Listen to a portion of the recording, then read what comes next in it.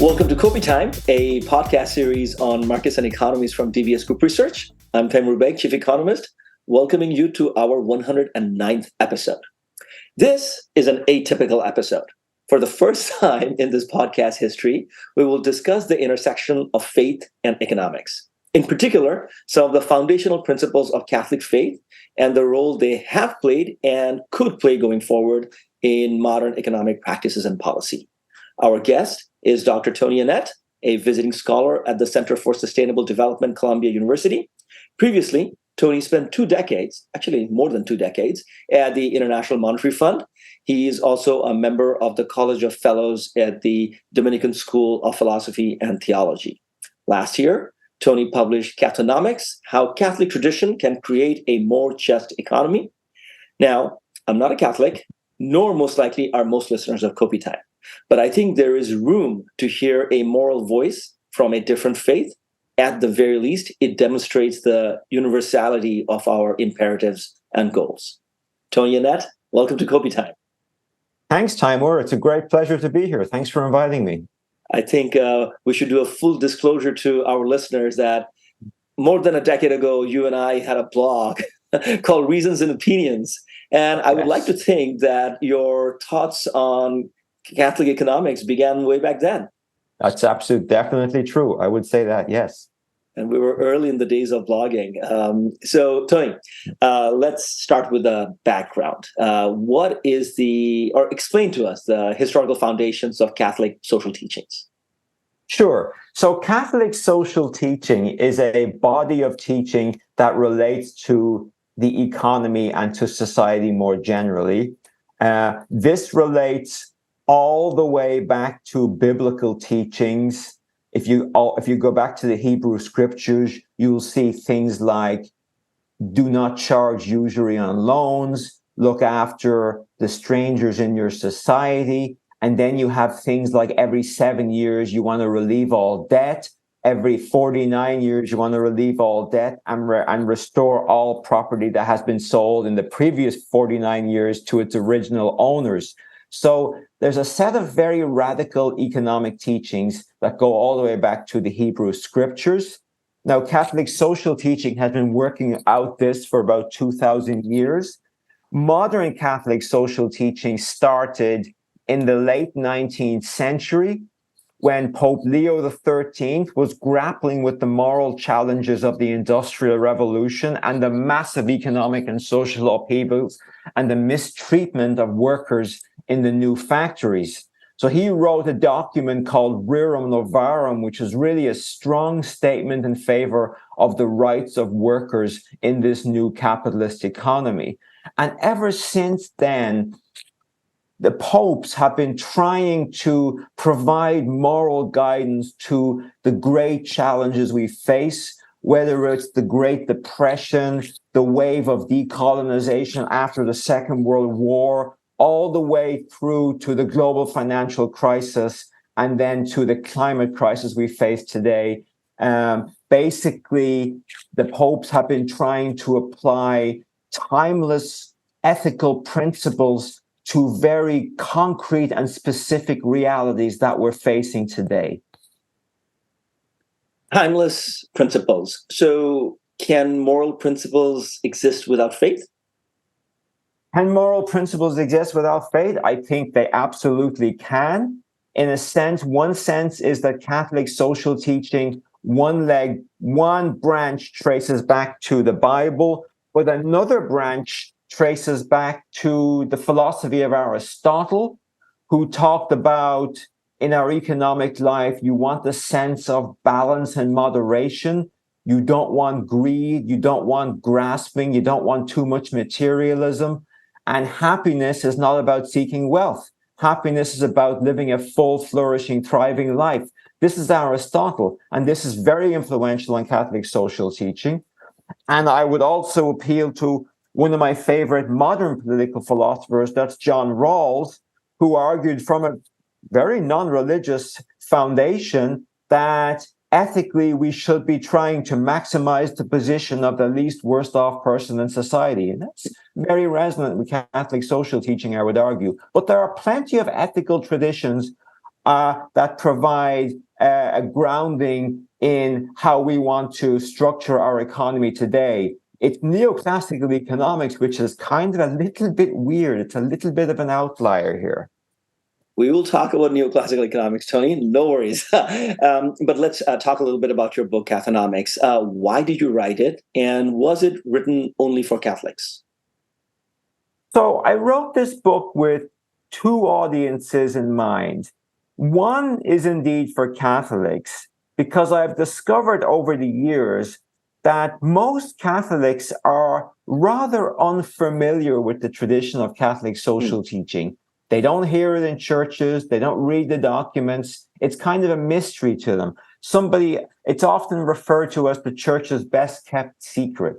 So I wrote it one for Catholics, but I also wrote it for non-Catholics. That's the second group.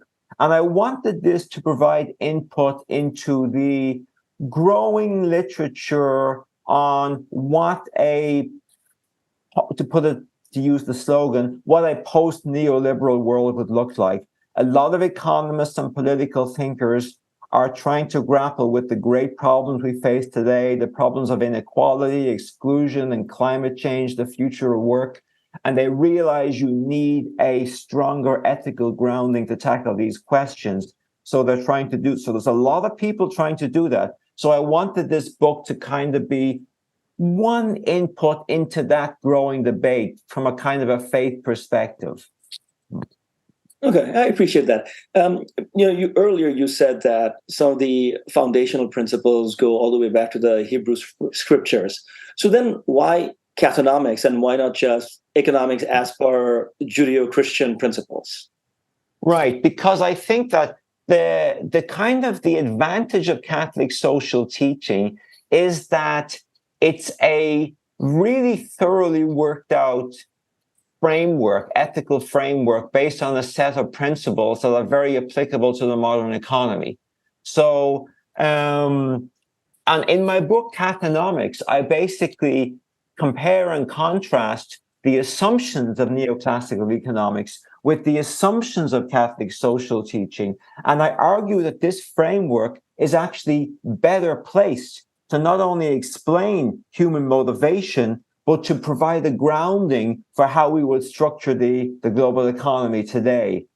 So for this reason, I think that because it's so well worked out, it's coherent, it's internally consistent, and it's pretty sophisticated.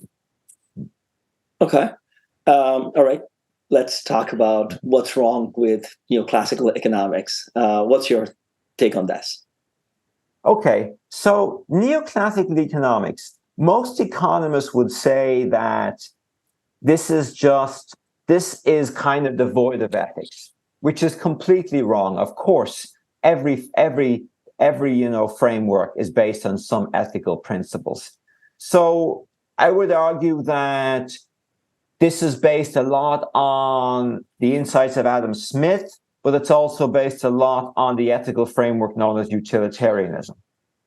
So it basically says that we are motivated by self-interest. This is Adam Smith's famous dictum that it's not due to the benevolence of the butcher, the baker, and the brewer that we get our dinner, but it's due solely to self-interest.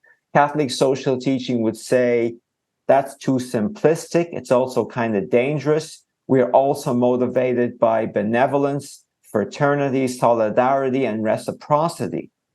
But I think even more dangerous is the assumption about what we are supposed to do. Neoclassical economics says we are supposed to maximize the satisfaction of our subjective preferences. Now, we need to break that down into distinct little pieces. First of all, it says preferences are subjective.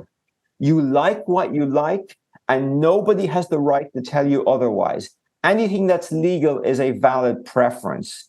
There's no concept of any objective notion of what is good for the individual, for society, for politics, for the common good.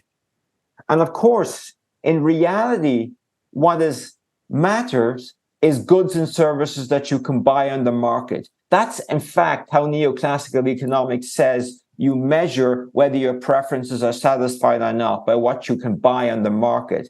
There's no notion of anything that contributes to human flourishing that's not a consumer good that you can buy in the market. So no notion of relationality or meaning and purpose or spirituality or the stuff that we know from science contributes to happiness and well-being. Another assumption is that your wants are unbounded. All that stops you from consuming everything you desire is your income, or I guess the number of hours in the day. And this, of course, gives rise to the notion that all that matters is the accumulation of wealth. Whereas in the tradition of Catholic social teaching, there's a strong emphasis on your desires being bounded, your needs being limited, and what they call lower goods being subordinated to higher goods. The final thing I would say on this in response to your question is, what do we mean by rationality? Economists pride themselves on the assumption of rationality, but really all this means is you satisfy your preferences to the best extent possible. But in the tradition that goes all the way back to Aristotle, which has been adopted by Catholic social teaching, rationality means something different. In fact, I would argue something quite opposite. Rationality here is about the deployments of the virtue of prudence or practical reason, what Aristotle called phronesis, to figure out what is good for you and then to actively choose that good. Good for the individual, good socially, good politically. Well, of course, neoclassical economics has nothing to say about any of these issues. It's all about the maximization of your preferences. And this is why I think that neoclassical economics, its ethical framework, is kind of unique. Most ethical traditions, both secular and religious, would argue that there is some notion of the good that we should be pursuing. But that doesn't exist in neoclassical economics. So I've been going on for a little bit. I hope that answers your question. Well, it answers, but also raises other questions. So let's imagine for a second, Milton Friedman is sitting with us, and he's telling us that what you say ethics is, in my view, nothing but constrained optimization. If there are externalities from people's behavior that harm society, harms the environment, well, we can have laws for that. We can have regulations which set certain constraints, and then people will optimize for the society what is the best. It's not about trying to figure out some nebulous notion of the common good. People can pursue individualism. We just have to make sure that their externalities are internalized. Is it a bit of a too cute retort? I mean, a little bit. I mean, there's nothing in Catholic social teaching that says you shouldn't internalize externalities, in fact, Pope Francis does argue quite strongly that businesses need to pay for the social costs of the environmental damage they do. So there's no inconsistency there. But I think the Friedmanite approach is very ethically simplistic. I would argue that it's very limited in its approach. The idea of optimization, the idea that markets somehow, by coordinating all this decentralized knowledge, can further the common good. We know in reality that it doesn't work out that way. It's too cute and too simple, I would argue. But would you deny that by pursuing neoclassical approaches to economic problem solving over the last half century, there has been substantial prosperity around the world, and there has been substantial alleviation of poverty in India and China and elsewhere? Yeah, so I would say a few things about that. So I think that there is no doubt in my mind that markets can create wealth. Central planning does not create wealth very well. We've had a kind of a long 20th century experiment on that, and that was a failed experiment. So central planning does not work. Markets actually work. But two caveats to that. The most successful economic experiment in human history, I would argue, was post-war social democracy. And that's when, in both Europe and the United States, they took the market economy, but they twinned it with social protections, they twinned it with labor rights, and they twinned it with the respect for economic rights, not just property rights. And that turned out to be a phenomenal period in history in terms of high growth, high productivity, full employment, low inequality, and pretty much no financial crises. So that markets can work when yoked to the power of the state. And we also see that, I would argue, with the rise of China. China accepted the market after Deng Xiaoping's reforms in 1978, but actually Milton Friedman went to China and actually shocked them by what he said. They actually threw him out because they thought that what he was saying was absolutely crazy. So China accepted the market, but with a strong role for the state in terms of, especially in terms of industrial policy, which it still does to this day. So yes, markets can work, but you need a strong relationship between public and private sectors. And this is where an ethical framework like Catholic social teaching is very helpful, because it argues that markets can work, but markets need to have a moral boundary. And one way you can impose that moral boundary is have the government come in and protect people from kind of the swings and arrows of fortune that comes with any market economy. Okay, without getting too much into politics, but I think it's sort of an appropriate juncture for me to ask you this question. Having seen the 2.5 years of Joe Biden's policy, do you see reflections of Catholic social teaching in that? I think so. I think he tried and failed to implement what I would regard as pro-family policies, which was very resonant with Catholic social teaching. The child tax credit, which in its very short incarnation managed to reduce child poverty by 40%, and then they just threw it out. Promoting things like paid parental leave or universal pre-K. These are all policies that are definitely have a moral bounding. I would also argue that some of his policies on industrial policy are also the right track. In terms of the Inflation Reduction Act and the CHIPS Act, I think this is kind of setting the scene for what a post-neoliberal world would look like. If you want to pursue the energy transition, which is going to be the most unbelievably large economic transformation in human history in the shortest possible time, you can't rely on market signals to simply let that happen. You need a strong guiding role from industrial policy, which the United States actually has a strong tradition in doing, going all the way back to President Kennedy in the 1960s and the moonshot, which shows very clearly what industrial policy and goal-based development can accomplish. So yes, I think that President Joe Biden is definitely on the right path. But would you say that some of these, market-related skepticism or intervention of the state type policy, it's almost like a bipartisan thing now? Because I don't know how many people watched the second Republican debate, but it seems like those candidates themselves are also sort of falling over each other as to how interventionist they can be on a wide range of things. Yeah, I definitely think there's the ground is definitely shifting on that.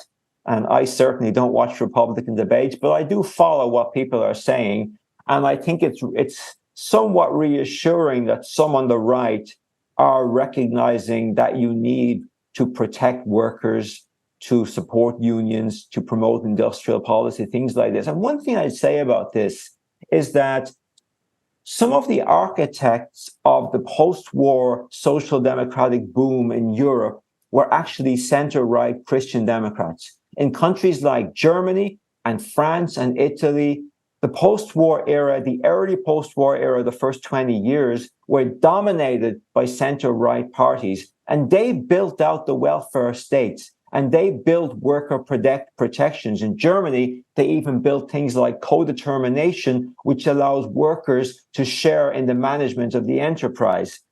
This is not a socialist endeavor. This is a center-right endeavor. So, they've done it before, they can do it again, but we definitely need an alliance of right and left to get this done.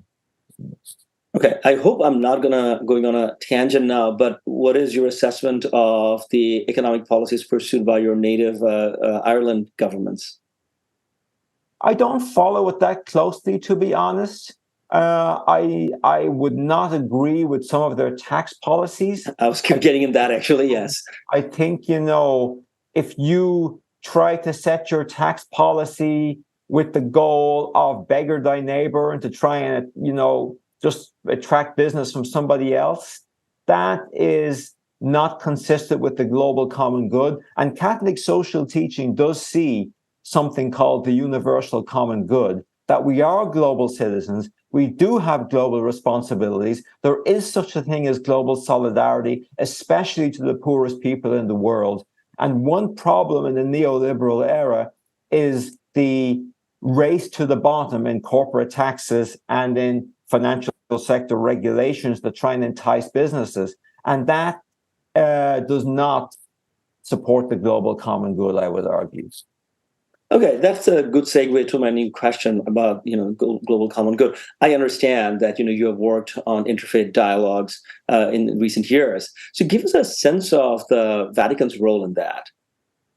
Yes, okay. So from around 2016 to 2018, I was involved in a Vatican initiative coordinated by Jeffrey Sachs called Ethics in Action for Sustainable Development. And this brought together religious leaders and scholars from all the different traditions. So Catholic, Orthodox, Jewish, Muslim, Hindu, Buddhist, Confucian, Indigenous, also with business people, labor leaders, activists, economists, development practitioners, to discuss whether we could come up with a common ethical framework for the great challenges today of sustainable development, for what John Rawls called an overlapping consensus. In other words, can you agree on an ethical consensus even though the basis for your agreement might differ across the different traditions? And the answer is yes. And we published a book on that called Ethics in Action. And it shows that there is a strong moral and ethical grounding for the challenges of sustainable development. And I'm talking about such issues as climate change, biodiversity, poverty, inequality, the future of work, migration. All of these issues we discussed in these meetings. And I think we succeeded in coming up with an ethical grounding to lay out the contours of the global common good. And those contours can actually be seen by the 17 Sustainable Development Goals adopted by 196 countries in 2015. These have a strong moral grounding, and this forms the basis of what we came up with in terms of the universal common good. Has there been more progress in that effort? Because you said that was between 2016 and 2018. Have there been more, I don't know, communiques or papers? Yes, so we have a new initiative right now. I'm actually going back to the Vatican in a few weeks. This new initiative is called the Fraternal Economy. And this is it's not so much interreligious dialogue. It's bringing together experts in economics and finance to try and figure out what a fraternal economy would look like based on the inspiration provided to us by Pope Francis as a role model, though it's not religious in its mooring. And the meeting that's coming up in a few weeks is actually on how private finance can be leveraged to support the global common good, especially by promoting sustainable development in low-income countries. In these forums, do you see enthusiasm among the youth, or it's just a bunch of talking heads and middle-aged and older people? It's a bit of both. We have a Vatican Youth Symposium, which brings together young people typically once a year to discuss these issues. And their energy and dynamism and enthusiasm is always great to see. There are also older people in these meetings too. So yeah, I would say it's a mixture. It's a good mix. So Tony, so far you have talked about sort of the canon of Catholic social principles, and it would seem to somebody who's not sort of well versed on these issues that this is sort of universally accepted within the faith. But shall I be a little provocative and ask you, is your interpretation of Cathonomics widely accepted among Catholics? I think it's broadly but not universally accepted. So I basically argue that in Cathonomics, that the principles of Catholic social teaching align themselves well with Christian democracy, social democracy, sustainable development, with the idea that the government needs to protect people from the fluctuations you get in any market economy. You need to elevate the rights of labor as kind of countervailing power against the power of employers. And you need to guarantee economic rights as well as property rights. And you need to protect nature, protect the environment, because there's no human flourishing on a planet where climate change, biodiversity, and pollution run out of control. So for all of these reasons, I think Catholic social teaching is very resonant with social democracy and sustainable development. Now, there are other opposing views.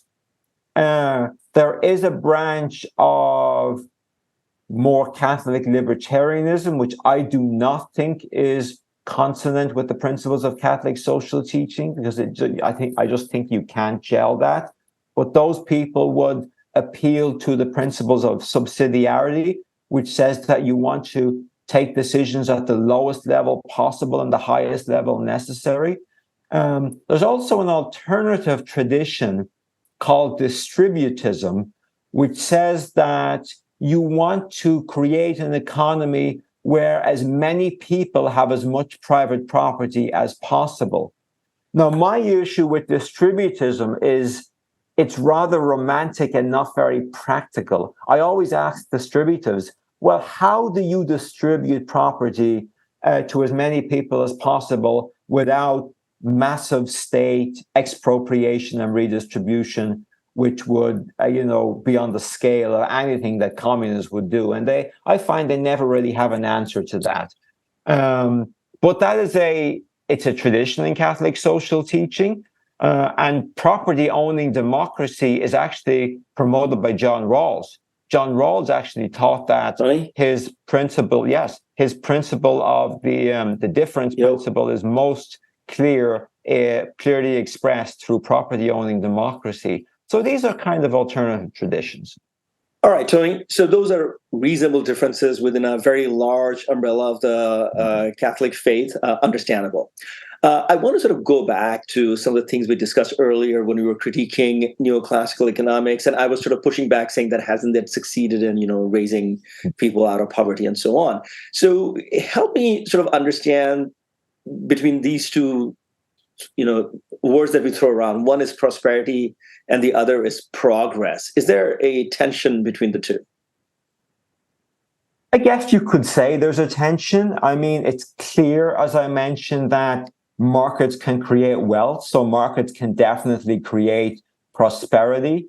And you certainly need economic growth to lift people out of poverty. Certainly a necessary, maybe not a sufficient condition, but just leave that there. The problem with market economies that left to their own devices is that they can lead to lots of exclusion and inequality. Mm-hmm. And we have seen this in the past 40 years, especially in countries like the US and the UK, which are much more market-oriented than, say, countries in continental Europe. So we are seeing levels of inequality that we haven't seen since the Gilded Age. We are seeing in the US real wage stagnation for workers that do not have college degrees in particular. We're seeing very high poverty rates in the US that go hand in hand with very high GDP per capita. And most ominously, we're seeing this phenomenon that Case and Deaton refer to as the deaths of despair, that people are dying due to drug overdoses alcohol poisoning, and suicides due to the despair they're facing in their lives. And this is kind of shocking in a country that's so rich that these social dysfunctions would exist. And I think this is a real serious indictment of the neoliberal agenda of the past 4 decades. That's why I think we need to get back to something that looks a lot more like social democracy. Do you have some sympathy with Thomas Piketty's work in terms of return on capital being greater than returns on labor and so on? Yeah, I'm very sympathetic to Piketty. But it's funny though, because his first book, Capital, was a very pessimistic book. Basically argued that inequality is a natural part of capitalism, given almost like a universal law of how capital accumulates. But in his most recent book, A Brief History of Equality, he takes a much more optimistic tone, which I think is quite different. He basically argues that over the past 2 centuries, we have actually seen a trend towards greater equality, and he provides a roadmap for how we can extend this into the 21st century. Okay, that's definitely encouraging. And Tony, you just spoke about deaths of despair in the context of the United States. Well, I mentioned earlier that your native country is Ireland, but you're a dual citizen of Ireland and the United States. So let's talk a little bit about your adopted homeland. This is probably something that I should have discussed at the very beginning. This is the very first principles questions. The essence of America, Tony, lies in the freedom of the individual. So is that antithetical to a social contract for a common good? I would say it depends on what you mean by freedom. The way freedom is typically interpreted in countries like the United States is a much more concept of negative freedom, freedom from coercion, leave me alone.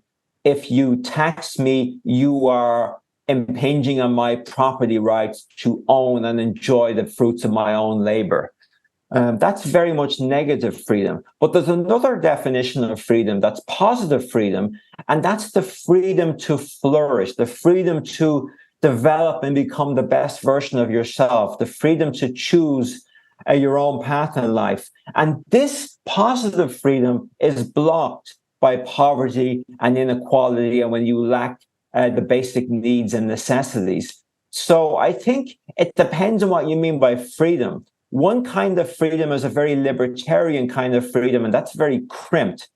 Now, you do want some negative freedoms. You want freedom from government coercion, for example, as you would get in a totalitarian country. But you also want positive freedoms. You want to be able to flourish. You want the freedom to develop your capacities, as Amartya Sen would say, to develop your capabilities. So we need a much more holistic and rounded view of freedom, I would argue. Sure. You just mentioned Amartya Sen. I recall way back when reading Ethics and Economics. And I think that there is a thread between that work by Sen and the work that you're trying to do, Tony, because it seems to me that you're striving to create an ethical and practical guide to dealing with modern problems. So let me put you on the spotlight here. So using ethical and practical sort of best principles, have you worked out solutions to climate change and inequity and monopolistic practices? Well, that's a complicated question, so I'll give you a slightly complicated answer. I think that we have actually solved a lot of these problems. I mean, I mentioned earlier the post-war experiment of social democracy. So we saw very clearly from that period how you can have high economic growth and low inequality. You do it through the tax transfer system, you do it through government spending, and you do it through making sure unions have sufficient power to bargain collectively for their wages and benefits, and also with some elements of workplace democracy. We've also solved some of the problems of sustainable development, even though we choose not to do it. Let me give you an interesting example here. The World Bank claims that there are approximately around 700 million people living in extreme poverty today. That's living on less than $2.15 per day. Let's conceive of this little experiment. Let's take, for simplicity's sake, 1 billion people. And let's say you give them all $1,000 a year. Now, that should be enough to meet their basic needs. They won't be rich by any means, but they have their basic, absolute bare minimum basic needs met. So that's $1 trillion. That will cost $1 trillion. That's 1% of global GDP. As a global society, an incredibly rich global society, we can afford to do this very easily, but we choose not to. And that's because I think, even though we have great technological power and financial power, we don't have the moral power necessary to deploy these kinds of solutions. So I think that we have solutions readily available, but we choose not to do them. Now, let me turn to climate change. Climate change is a complicated one, because I think that given the immense developments in wind, solar, batteries, and EVs, and all these new technologies over the past 10 to 15 years, we are on the cusp of an era of cheap energy abundance that a lot of people on both right and left don't realize. A lot of people on the right think we need fossil fuels forever. That's crazy. But a lot of people on the left think we need degrowth, that we need to reduce our living standards. I don't think that's true either.